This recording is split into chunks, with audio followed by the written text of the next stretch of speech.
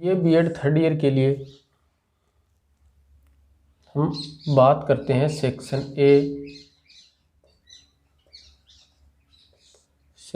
ए जो कि पेपर है आपका अंतर्राष्ट्रीय संबंध,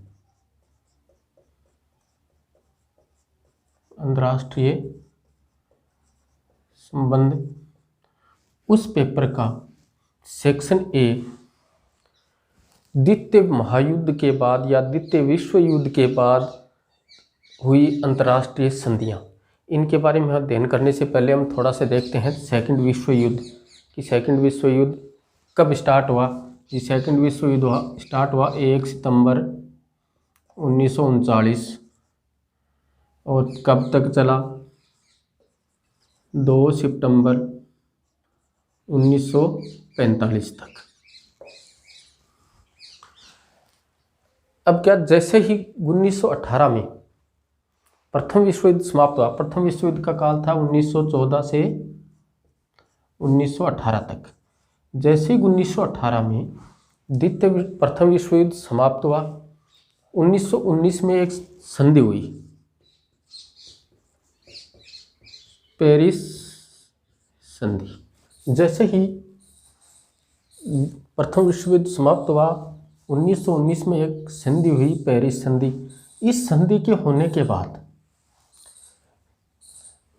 सबको विश्वास हुआ कि अब भविष्य में युद्ध का खतरा टल गया है। महाशक्तियों के प्रतिनिधि को भी विश्वास हो गया कि अब भविष्य में युद्ध की स्थिति टल गई है या टाली जा सकती है। अब इस संधि के बाद 1920 में राष्ट्रसंघ की स्थापना हो गई।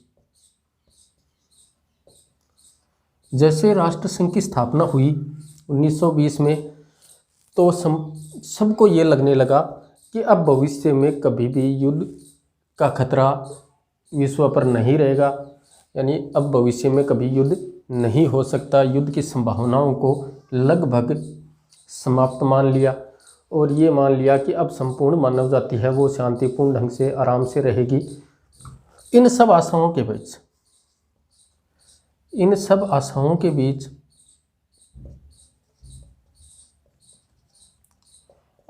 बीच द्वितीय विश्व युद्ध है उसका माहौल तैयार हो गया। इसी समय यूरोप की राजनीतिक परिस्थितियां हैं वो ऐसी बन गई कि अब संपूर्ण विश्व को ये लगने लगा कि अब युद्ध को ज़्यादा दिन तक नहीं टाला जा सकता, अब निकट भविष्य में ही युद्ध होगा। इसके कारण थे भय, गणना और गुटबंदी।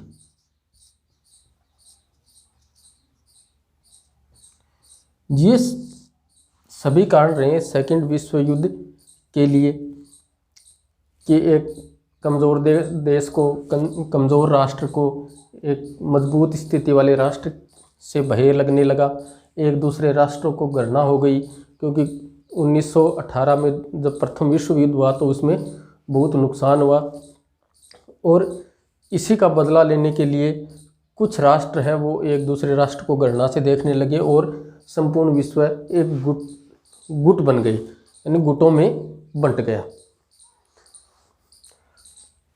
अब सेकंड विश्व युद्ध यानी द्वितीय विश्व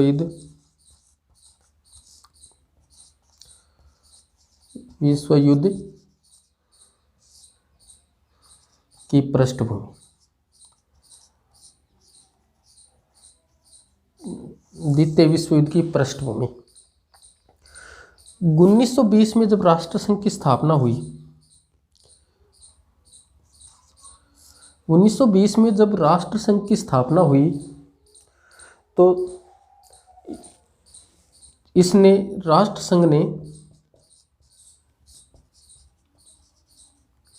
राष्ट्रसंघ ने राष्ट्र सिद्धांत स्वीकार किया,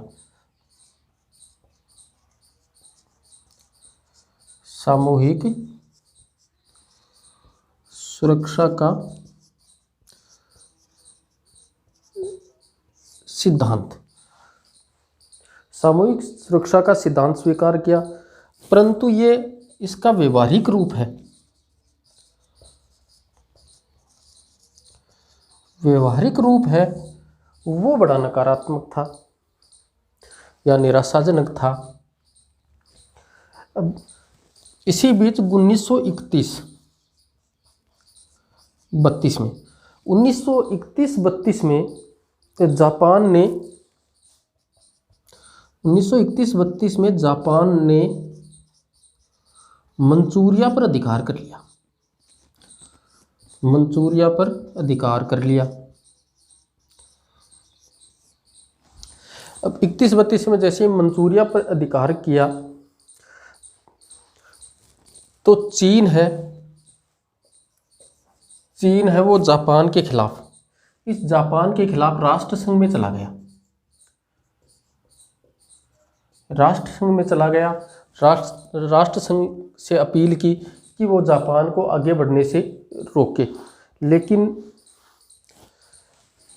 राष्ट्र संघ ने बहुत ही धीमी गति से कार्य किया। राष्ट्र संघ ने एक बैठक बुलाई, तो चीन के कहने पर राष्ट्र संघ ने एक बैठक बुलाई और लिट्टन नाम के एक व्यक्ति के अध्यक्षता में लिट्टन आयोग का गठन किया, लिट्टन आयोग का गठन कर दिया। अब इस लिट्टन आयोग ने जब तक फैसला लिया और फिर भी ये मंचूरिया से जापान को हटा नहीं सका, यानी जापान के जो कब्जे में मंचूरिया का स्थान था उसे वापस नहीं दिला सका या खाली नहीं करा सकता।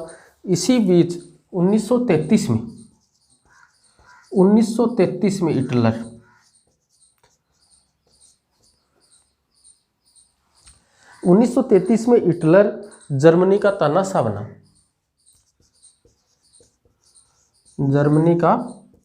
बना, जैसे ये तानाशाह बना, इसने इस पेरिस संधि के तहत जो समझौते हुए थे, जो संधि हुई थी, इनकी शर्तों को तोड़ना है वो अपना कर्तव्य मान लिया और इसने पेरिस संधि की जो शर्तें हुई थी उनको तोड़ना शुरू कर दिया। इसने अपने सभी कारखानों को गोला बारूद बनाने के लिए आदेश कर दिया, ताकि हम भविष्य में जब युद्ध हो तो अपनी स्थिति है वो मजबूत रहे। इसने निशस्त्रीकरण सम्मेलन में भाग लेना छोड़ दिया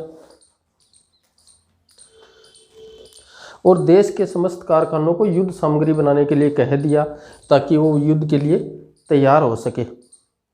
इसी बीच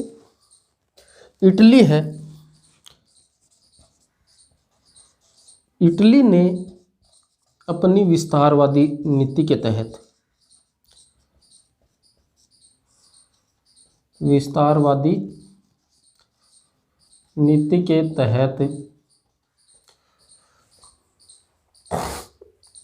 इथोपिया पर आक्रमण कर दिया। इथोपिया पर आक्रमण कर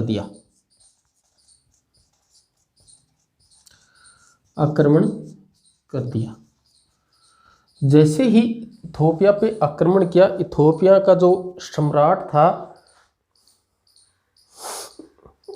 हेले सिलासे, इथोपिया का जो सम्राट था इटली के खिलाफ राष्ट्र संघ में चला गया और राष्ट्र संघ में जाके अपील की कि वो इटली को आगे बढ़ने से रोके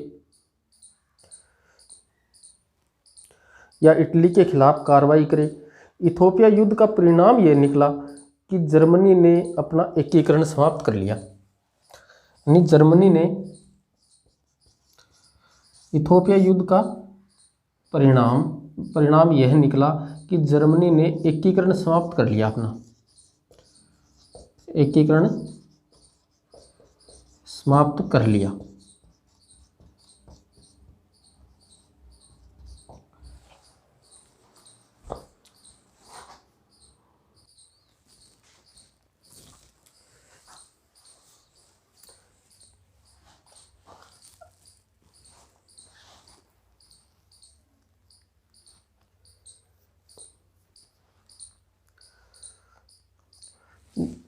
इसी समय सभी राष्ट्र इटली की निंदा कर रहे थे, इटली की निंदा कर रहे थे।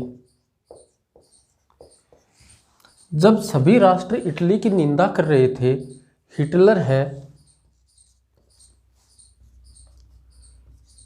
हिटलर ने मुसोलिनी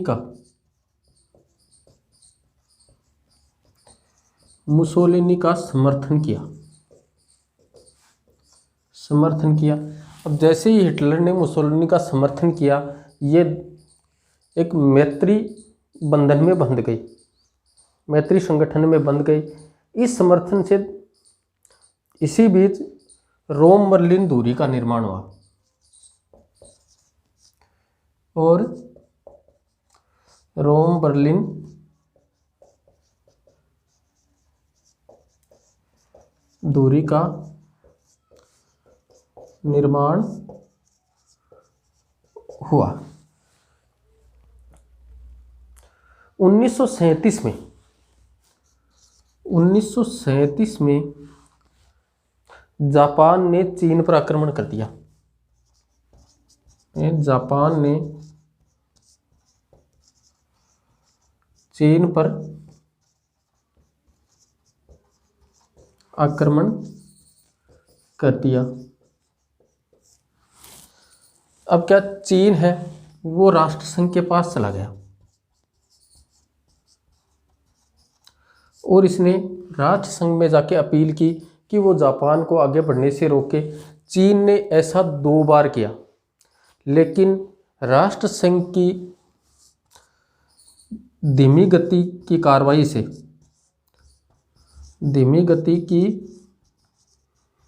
कार्यवाही के कारण ये जापान को रोक न सका और जापान चीन में आगे बढ़ता ही चला गया। अब क्या हुआ, जर्मनी ने 1 सितंबर 1939 को प्रातःकाल पोलैंड पर आक्रमण कर दिया। पोलैंड पर आक्रमण कर दिया। जैसे ही 1 सितंबर को पोलैंड पे आक्रमण किया, इसी के साथ 1 सितंबर 1939 को प्रातःकाल द्वितीय विश्व युद्ध प्रारंभ हो गया। द्वितीय विश्व युद्ध प्रारंभ हो गया।